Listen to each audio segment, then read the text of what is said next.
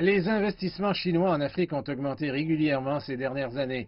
Le principal programme de développement actuel de la Chine en Afrique consiste en un engagement de 60 milliards de dollars par Beijing l'année dernière. Le fonds fait partie d'une série de nouvelles mesures visant à renforcer les relations sino-africaines en matière de prêts, de subventions et de financement du développement.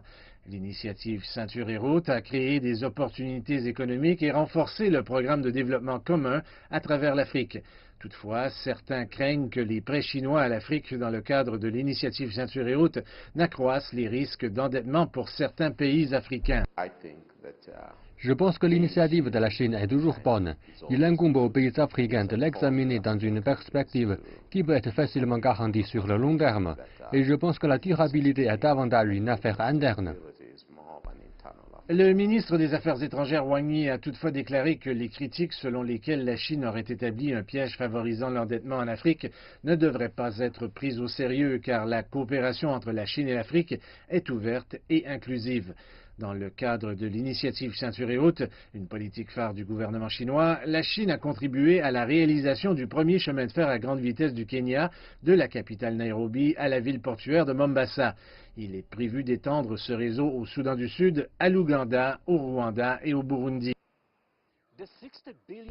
Le programme de 60 milliards de dollars a depuis été divisé en plusieurs projets et aligné sur l'initiative Ceinture et Route. Le fonds couvre les télécommunications, la construction de routes, de ponts et de ports, l'énergie et le développement des capacités humaines. Certains des principaux projets en Afrique comptent le train léger d'Abuja au Nigeria. Le système de transport en commun de 45 km est le premier du genre en Afrique de l'Ouest. La centrale électrique d'Isimba sur le Nil Blanc, la centrale électrique en Ouganda, est en cours de développement par la China International Water and Electric Corporation.